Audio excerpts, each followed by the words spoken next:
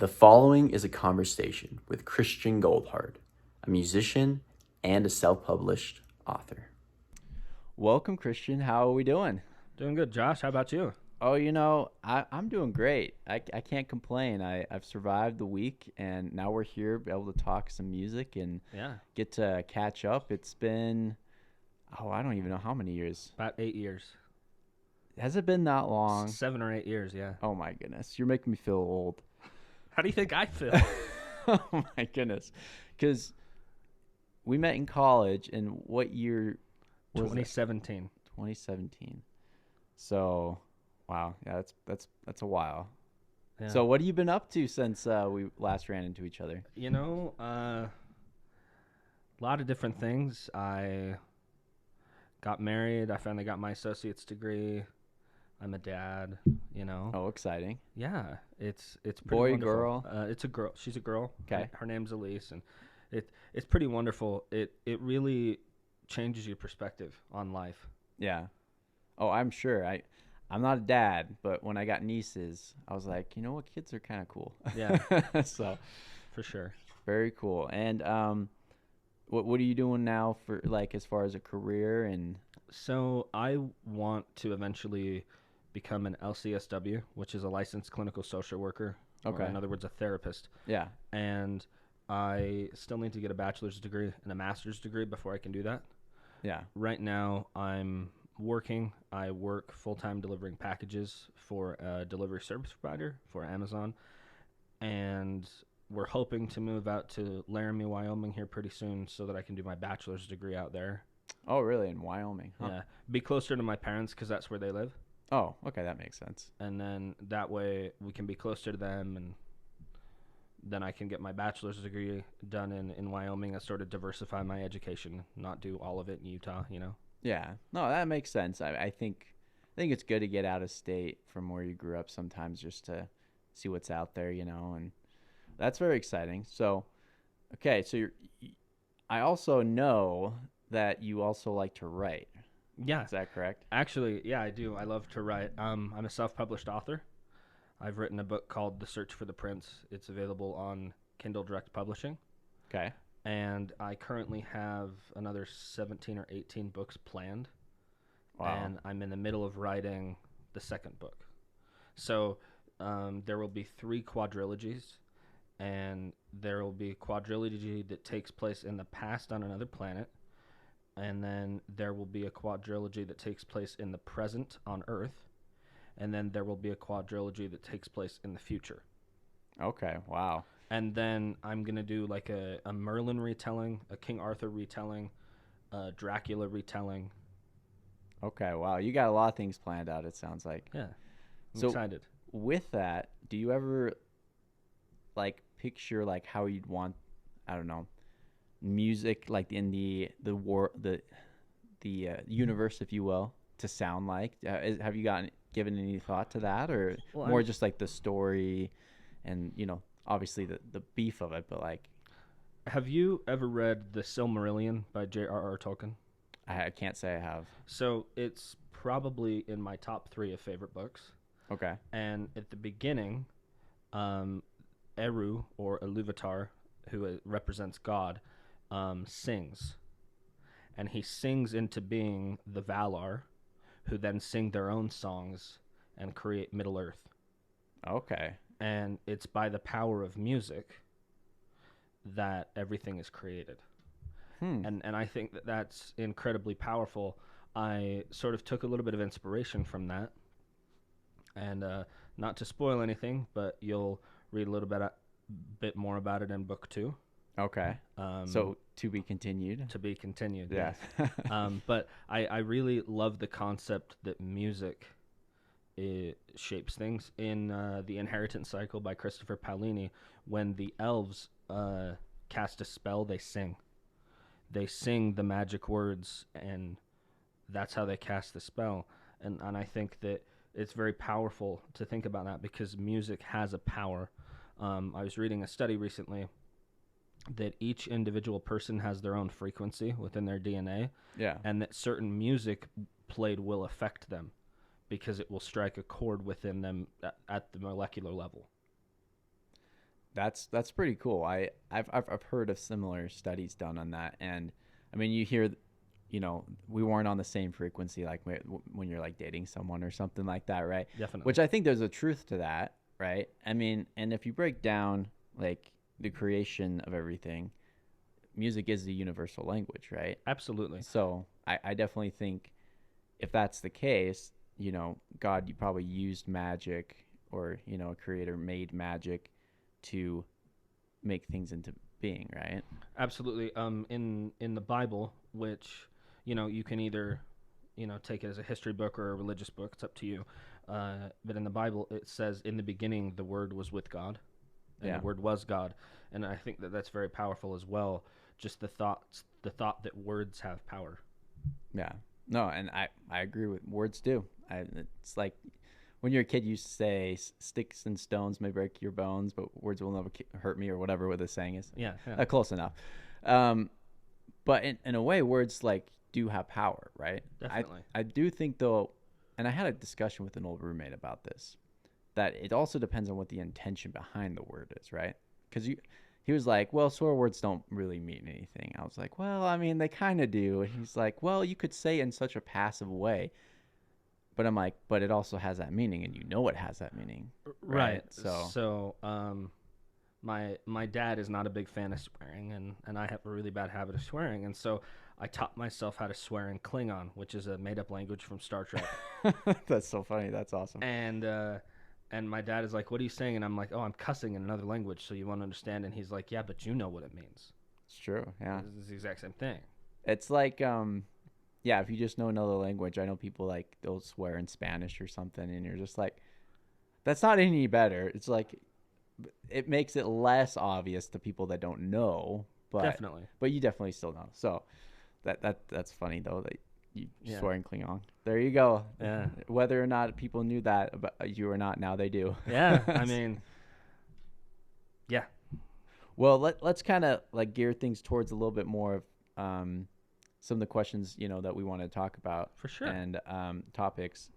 So you had a lot of musical experiences when you were younger, and I kind of want to talk about that, and how it influenced you, and kind of what you think the benefits, the pros and the cons of your experiences with music, and we can kind of just go from there and see Yeah. where that Yeah. gets us. So, first, just a little bit more about me. I'm adopted, and my birth mother wrote me a letter, and in the letter she writes a little bit of information about herself, and I didn't know this until I turned 18 and got the letter, because it was her wish that I didn't get the letter till I was 18.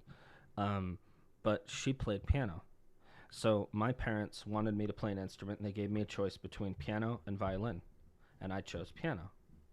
And it is very, very interesting to me that my birth mother played piano and that I also play piano. Yeah. I've been playing instruments since I was 6 years old. So I started with piano, and then drums, and then I sang in church choir, and then that evolved into being a percussionist in sixth and seventh grade, and then in eighth and ninth grade, and then on into high school. And the power that the music had to bring us together.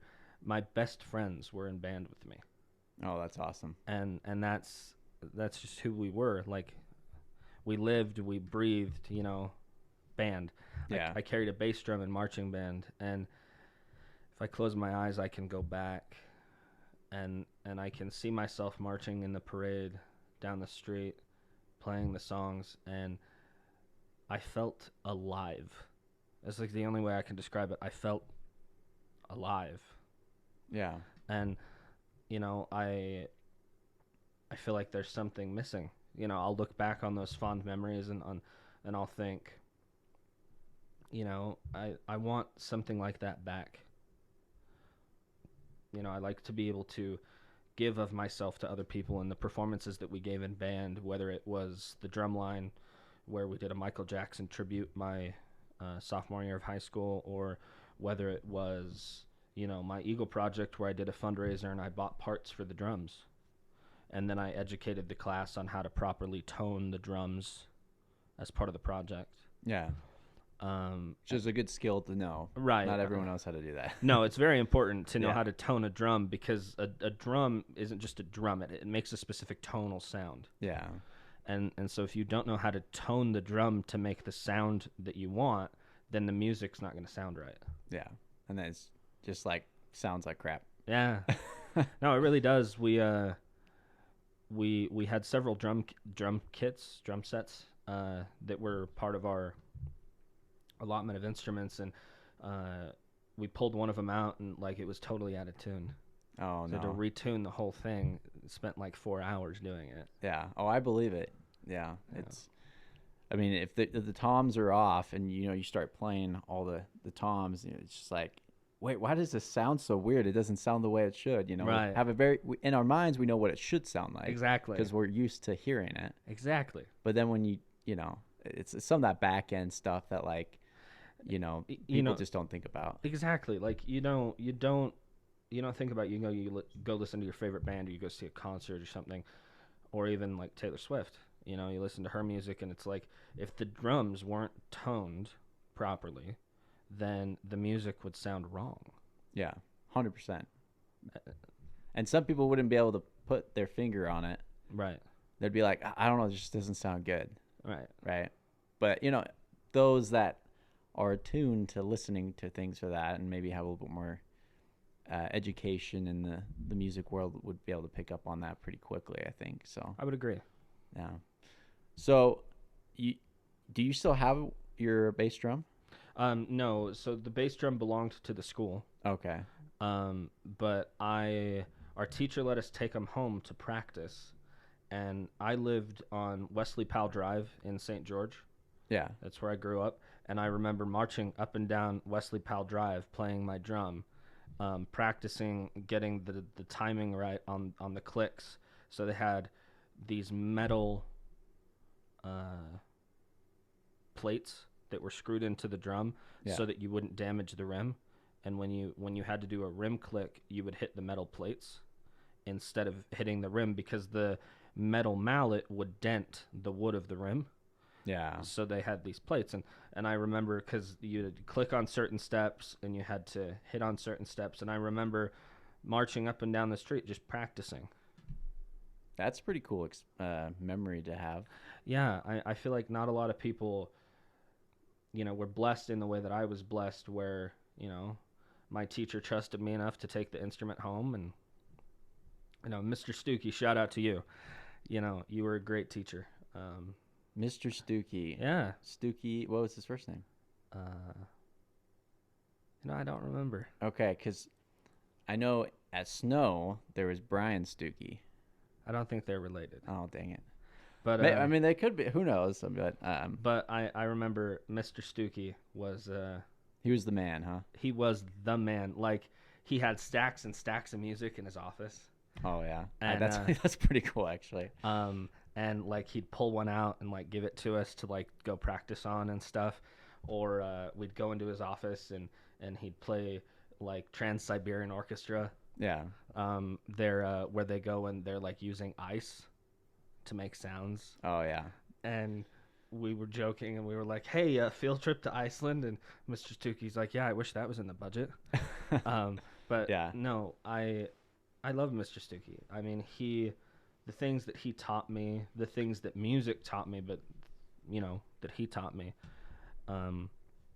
helped shape me into the man that I am today. I don't think I'd be the same man that I am without music and without, my teachers. So Mr. Szymanski when I was in 7th and 8th grade, and then Mr. Stuckey from 9th grade to, or from 8th, 9th, 10th, and 11th grade. Okay. So what you're saying is music teachers do matter. Absolutely. And they should be paid more. Absolutely. Okay. No, absolutely. Music teachers. Wow, I'm going to get a little emotional. No worries. Music teachers are some of the most incredible people in the universe. The kindness and the compassion that they have for their students, and the patience, and the joy that you see mirrored in their face when you get it right. Yeah. And You know, every time I go down to St. George, I try to pop over and visit Mr. Stuckey, just see how he's doing. Um, but music teachers are some of the most important people on the planet. I would agree with that. And I have some dear friends that are music teachers, and sometimes I hear them say, I just don't know if I want to do this anymore, or, it doesn't pay enough, or putting up with, some of the crap they have to put up with, some really Absolutely. hard students, that make you kind of question what you're doing. Yeah, I won't name names, but we had an experience like that. So there was this kid that was always goofing around on the drums in the middle of class. This 8th grade, I think it was. And so what ended up happening was the kid's over there playing the drums, and Mr. Stuckey's trying to instruct. And Mr. Stuckey says, I'm going to teach you something very important. There's 3 different types of people that can play the drums. There's percussionists that can play the drums and the marimba and all the other instruments associated with percussion. There's drummers who can only play the drums. And then there's dummers who play when they're not supposed to. And the kid kept playing and didn't even notice that Mr. Stuckey had just roasted him. Yeah. Oh, I know drummers like that. I mean, in my experience performing, we'd be like getting the band ready for a rehearsal, and then the drummer would just be like banging on stuff, and like the guitar player would be trying to like tune, and then he's just bang, bang, bang, banging on the drums. I think some drummers do that on purpose because they think it's funny. I would agree. So, and I mean, it is sometimes kind of funny, but sometimes it's like, come on. Like, sometimes it's rude, you know what I mean? it's like, we know you can be loud. Wait until we're performing, or like, Right. if we're doing a little run through of the song. But yeah, that is funny. The 3 types of drummers, or people that play drums. Percussionists, drummers, and dummers. And dummers. I'm going to remember that. Yeah. That's awesome. So would you say, because, it's been a while since you've had those experiences, that that type of interaction was because of the music or the community more? I think it's both. I think that music strikes a chord in you, right? But it's also like the camaraderie of the community. So like Mr. Stuckey, and so his son Brad played the sousaphone, the big thing that you carry around, and then played the tuba. Okay. And then his other son played the cello. And they did pit orchestra for the plays. Yeah. At the school. The both of them did. And the type of boys that they were, or young men, I should say, it was very much shaped by, the fact that they saw their dad every day at school. They knew they couldn't mess around because their dad would hear about it. But they also weren't the kind of kids to mess around, and I think that that's the kind of community that, a true musician is a part of, is you learn, very early on. It's like, okay, the band that breathes together plays together. Yeah. But also, like, you have to be harmonious with those around you. It was always awkward when one band member would try to date another band member, and then they'd break up. Yeah. Contention within the band. Yeah. And everyone knew about it. Yeah. Right? But it's like the unspoken, like, you don't talk about it. It's like we don't talk about Bruno. Like, Yeah. like, that's exactly what it is. I had many siblings in band growing up. I was never in band, but my parents were both in band. That's how they met each other, actually, in high school. Oh, wow. Yeah, kind of crazy. And I went to the same high school both my parents went to. And then I think there was a couple teachers that were the same. I'm just like, wow, that's kind of weird. But, not most of them weren't the same. But I think there was like one teacher I think it was the band teacher that was like the same teacher. But there is that community, and my sisters and some of my cousins were all in band together. And so they were all really close, and then they were close with that community. And so I'd hear about it all the time because I wasn't in the band community, but I had, close family members in it. And I heard, many stories, a lot of them really funny. Also, some that were like, well, that's just how it goes in band, Yeah. So it sounds like you had that experience as well, so it Yeah. must be universal. I think it is. I think that music has a way of drawing people together. Oh, well, I mean, 100%. I mean, that I think music has probably done more for probably equality, and then also bringing people of all different races together, um, for a common good, right?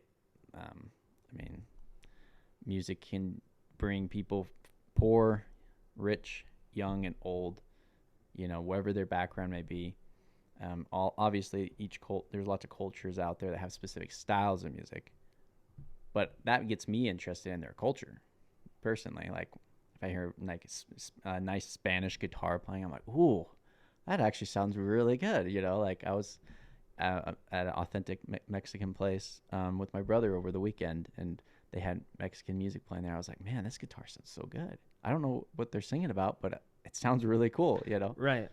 So, yeah, I would agree. Music brings people together more than anything else. So, I I also feel like if we could unite through music, then it would eliminate war because music is a way to glimpse and understand other cultures.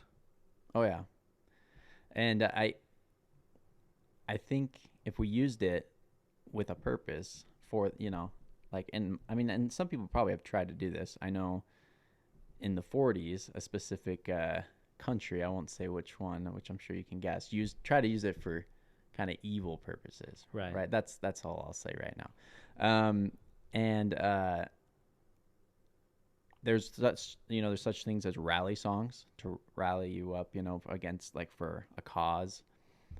And I definitely think there are people that have power that know the influence music has and are using it in a very,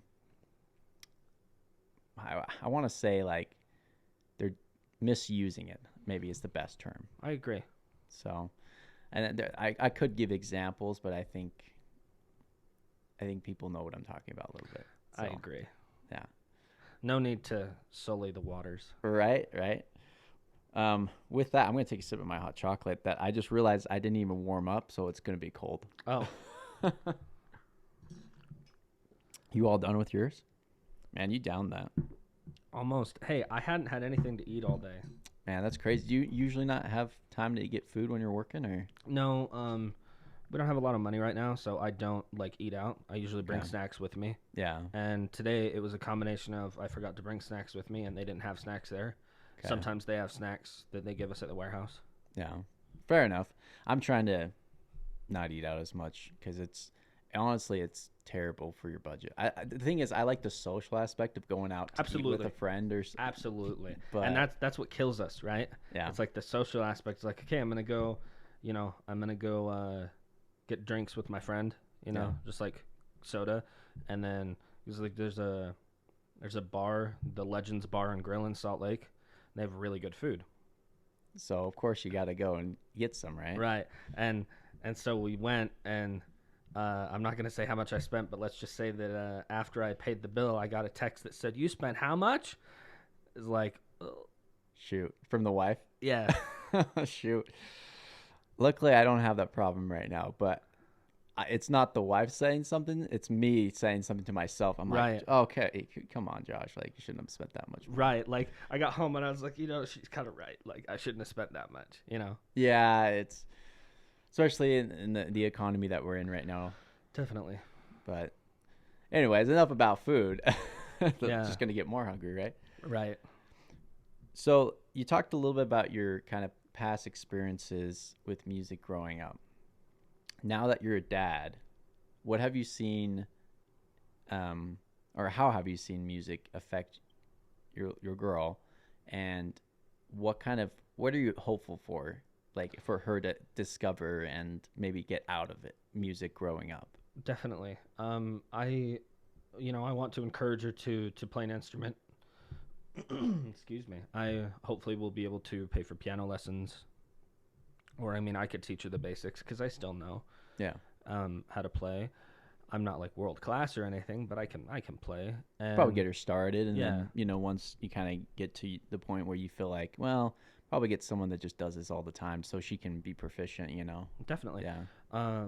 music shaped me, and one of my biggest regrets. Okay, Mom, I can't believe I'm saying this, but one of my biggest regrets is not practicing. Oh, there it is. Right? Like, my mom used to razz me all the time. It's like you need to practice, and so I would turn on the timer. We had a timer, and I would just play scales for 30 minutes, and it's like I regret that now. Yeah. I regret not giving more of myself to music because when I was younger, I viewed it as a chore, and now I realize it was a blessing. There's a lot of things when you're a kid that you're just like, why am I doing this? My parents are making me do this. And then you get old and you're like, man, they knew what was up. Right? And Like it's like when you're 7 and you know everything, yeah. right? And then when you're 28 and you know nothing.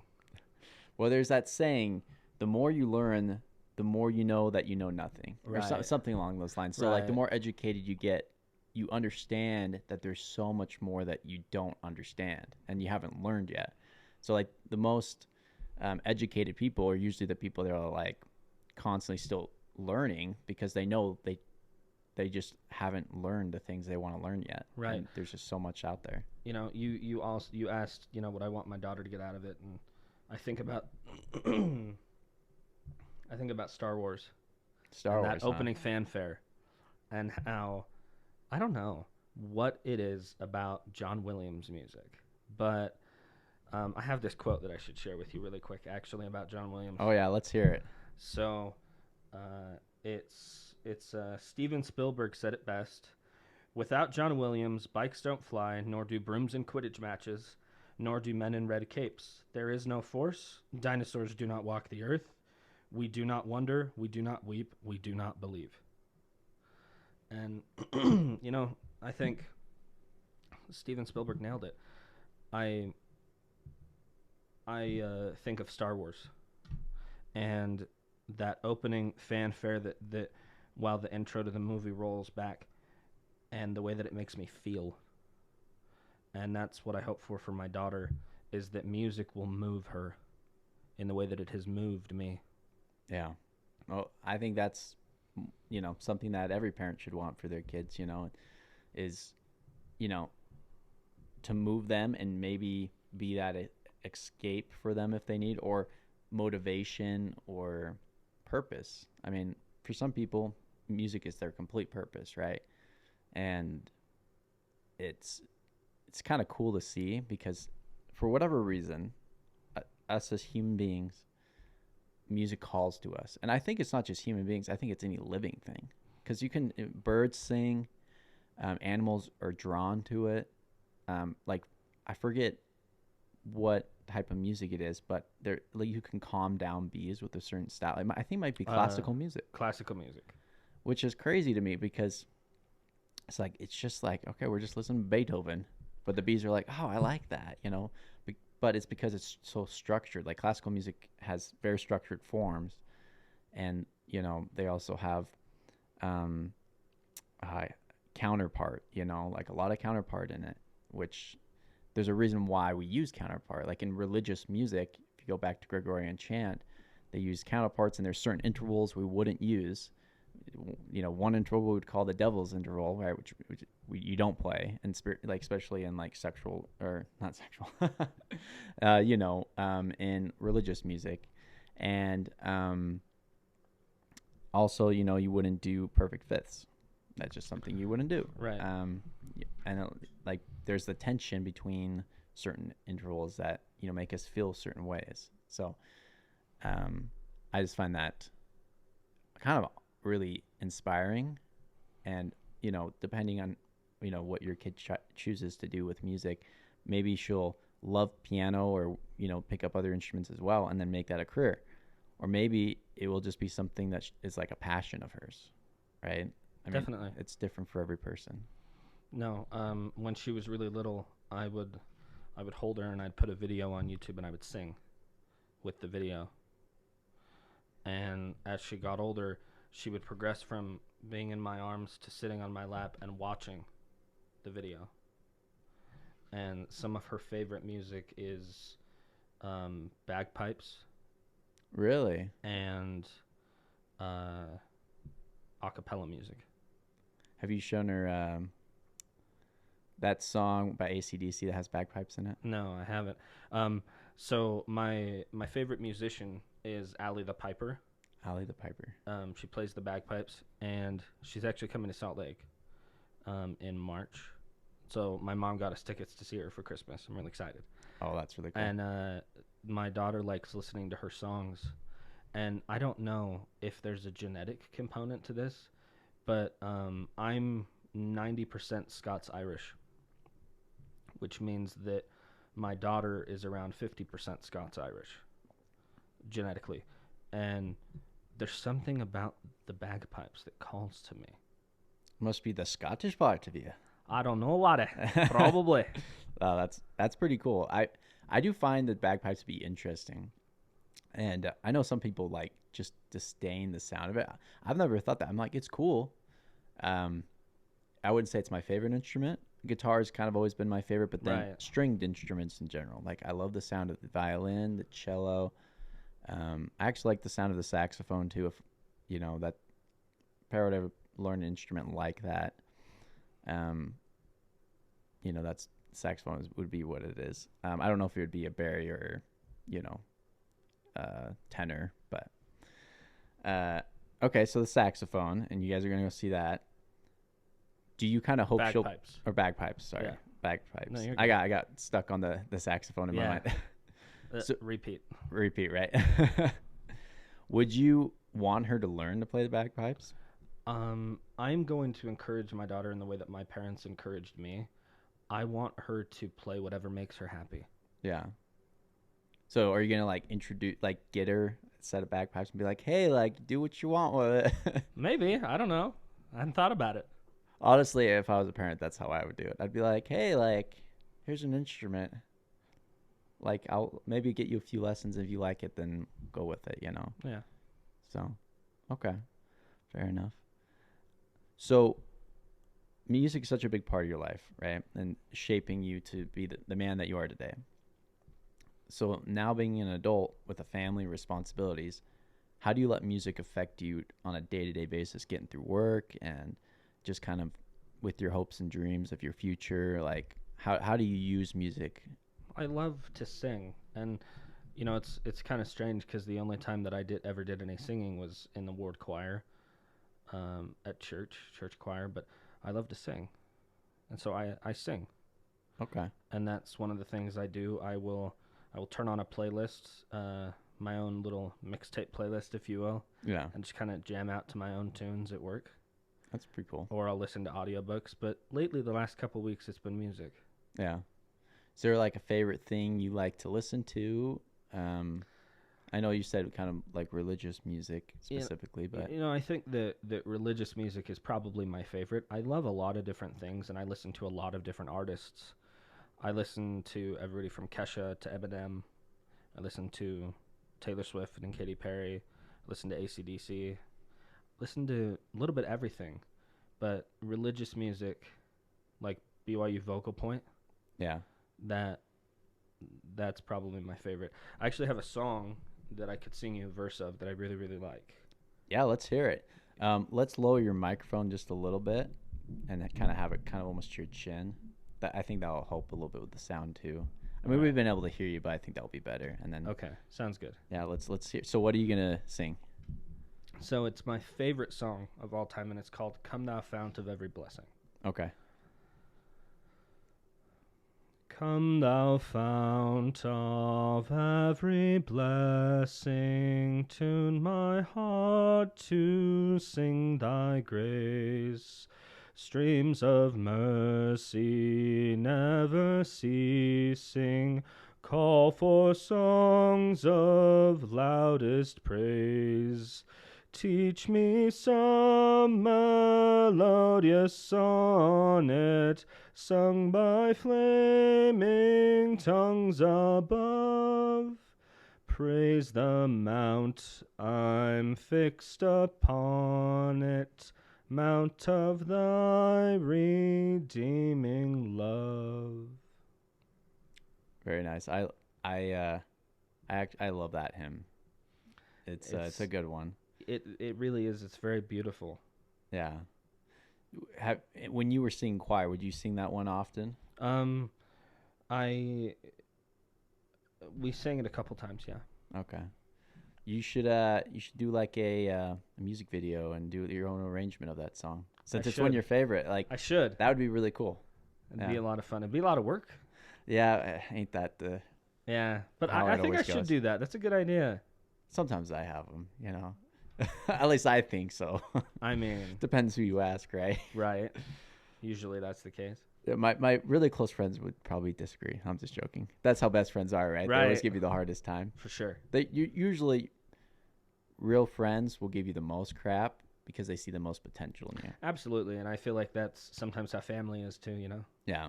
Oh, 100%. It's like my little brother, I'm a troll and I love to mess around and have fun, and my little brother doesn't put up with it. No. He's like, "Nah, dude, like enough's enough. Like shut up." Yeah. You know? Sometimes he's like, you just gotta put your loved ones in their place a little bit, just Yeah. because it needs to be done. I grew up with a lot of siblings, so I definitely feel that on a. Yeah. Are you the spiritual level. oldest or? I'm not. I am. So it depends how I want to break this down because I have a combined family. Okay. So my parents were divorced when I was about 5, and then my mom got remarried when I was about 11, I think. So I am, out of all the kids that I grew up with, I am the 4th oldest out of 9. So Okay. I'm a middle child, but Yeah. a little bit older. And then my biological brothers, I have 3, and I am the second youngest out of the 4. And then I have some other siblings as well, half siblings, and so no matter how you break it up, I'm like somehow always a middle child. Yeah. And some people are like, "Oh, you definitely got middle child syndrome a little bit." I'm like, "Do I?" I don't think. I don't know. I never thought you did. No, yeah, I've never thought I did either. It's just some people have said that, and I'm like, well, I wouldn't know what that would look like, to be honest. Right. So I don't really think that way. But Definitely. what about you? Do you have a big family? No, just me and my brother. Okay, older brother, Younger brother. younger brother. He Okay. played the trumpet in high school. He was one of those. Yeah. Always getting in trouble, I'm sure. Yeah. Yeah. Thankfully, he never played the trumpet at 3 a.m. Oh, that's good. Yeah. Did he ever play? I can't think of the song right now. So we're never gonna dance again. Oh no, he never played that. Oh, that's okay. It's a good song. It is a good song. Careless Whisper. There we go. Sorry, I was like, I'm gonna be mad if I can't remember the song. Right. I actually have a really funny experience with that song when I was in college. I was living at. Do you remember? Not Park Place. Pine Tree. Yeah, I remember. So I was living in the basement, and then some neighbors of ours that were music majors lived on the top floor. Ooh, ouch! Living underneath music majors. No thanks. Right. And these guys played all brass instruments, and they came out. I think it was about 11:30 at night, and just started playing that song. Oh. But it was so funny because I was already up with like my other roommates, and we were just like playing games, or I can't remember exactly what's going on. We all just can't half of the apartment complex just comes outside and just listens to them, and I'm like, this is awesome. It was a little bit annoying, but at the beginning, but then everyone like got into it, and Yeah. so, and then yeah, there's some complaints though, for sure. Oh, yeah. There's some tenants who are like, come on, I'm trying to go to bed, I got an exam in the morning, but Right. but while in college, that's a memory I'm not gonna forget, No. right? Because I didn't, who needs sleep, right? Yeah. Rest is for the weary and sleep is for the dead. Exactly, it will happen at some point. Yeah. And when you become an adult, I don't know if you experienced this when you were a kid. Adults would always say, "Oh, I'm tired," or they always act like they're tired and stuff. And you're like, "What? Why are you so tired all the time?" Then you become an adult and you're like, "Oh, okay, I understand why." Yeah. No, but I totally agree with that. Although before Christmas I stopped drinking anything that had caffeine in it. Yeah, And I got to tell you, after I went through the withdrawals, I have a lot more energy. it's because your body knows how to regulate things now. Like Yeah. when you become so dependent on caffeine. I had a similar experience when we met back in 2017, I was drinking Monsters all the time. Yeah, you and me both, right? Right. I mean, yeah. I feel like everyone goes through that phase to a Right. certain extent. And I used to drink, I don't know how many a day. I had a buddy that drank way more, like Monsters and Rock Stars and all that. But then one day I was like, this isn't healthy, and it's kind of expensive, and I don't want to rely on it because it would keep me awake Mm-hmm. because it didn't make me feel like I had more energy. It just made me, it prolonged my tiredness. Right. But then eventually, once it wore out, I was just like out. I would just Yeah, like you just I'd fall asleep you just and crash. yeah, The caffeine crashes after drinking a lot of rock stars or monsters, absolutely brutal. they are. Yeah, it's like, man, what did I do to myself? Right? Did I run a marathon or something and just die afterwards? It's like, no, you just ran out of caffeine. Right. So that's how I've always felt. So I'm glad you don't drink them as much. I keep hearing stories of people having like heart attacks and stuff from like energy drinks, having too Yeah, many. I never really had that problem, but I was drinking a lot of them. And so I went to my doctor and I was like, yeah, I'm really tired all the time. And he's like, okay, well, what are you doing? And I was like, well, I do this and I do this. And I drink a lot of energy drinks. And he's like, how many are you drinking? And I'm like, too many. And he's like, how many is too many? And I'm like, I don't know. I drink between 4 and 6 a day. And he's like, okay, we need to run some labs. Yeah. So they ran some labs and they checked my whole body. Long story short, everything's functioning perfectly fine. But my doctor told me that if I kept doing that, that eventually I'd probably have a heart attack. Yeah, that sounds about right. Yeah, they have their place for Mhm. sure, and sometimes they're the biggest lifesavers. Right? Like when I'm tired and I need to drive somewhere, Oh yeah. I'll be like, all right, I'm popping out a Monster or whatever. But yeah, making them. I think that's the thing with anything that you eat or intake to your body. You gotta have like a balance, Hmm. right? Moderation in all things, right? Absolutely. And for me, I can't moderate it, so I just had to give it up. Yeah, and that's the case for a lot of people. So, well, let's gear this back to music a little bit. Yeah, sorry. No, you're good. I love having a conversation about stuff. Um, so we talked about your early experiences growing up, what you would like as far as like influence for your music for your child growing up. I guess maybe kind of the last question we'll kind of end on is what is your favorite genre right now and why? And you can answer this however you would like. I know it's kind of a hard question because people ask me that and I'm like,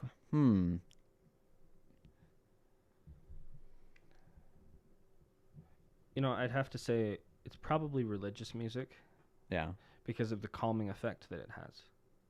So like if I what's the song? When I am down and oh my soul so weary, when troubles come and my heart burdened be. I can't think of the name of the no, I song. can't either, but I mean I recognize it. So Yeah. it's Anyway, I listened to the BYU Vocal Point version of that song and it's very soothing. oh yeah, they they do a very good job. Like I follow them on Instagram and I see them post stuff every once in a while, and I'm Yeah. like, it's just Their cool. stuff slaps, you know what I'm saying? Slaps is the word, right? Yeah. Right. I would say for me, if we're talking about that genre of music, a song that like without fail, no matter what's going on in life, I can just like sing it to myself. Um, is "Be Still My Soul," and I really like the David Archuleta version of that. Like, there's a very cool like bridge to um, that version of it, and I don't know, just the words, it just always have really affected me. And then, I mean, there's a lot of religious music out there. I actually really like. Oh, and I'm blanking the song. Oh, well, "A Joy to the World." I mean, it's like a positive, just very like uplifting, Hmm. song. Another song that I really like is the Hallelujah chorus. Oh yeah, that. Man, there's so much good religious music out there. Like Absolutely. I think I mean, there's a lot more you can dive into than even just like the average person gets exposed to. Definitely. And there's lots of different cultures. Like I had a professor, I think he studied music in Russia or Ukraine, one of the two. And it's obviously different than ours.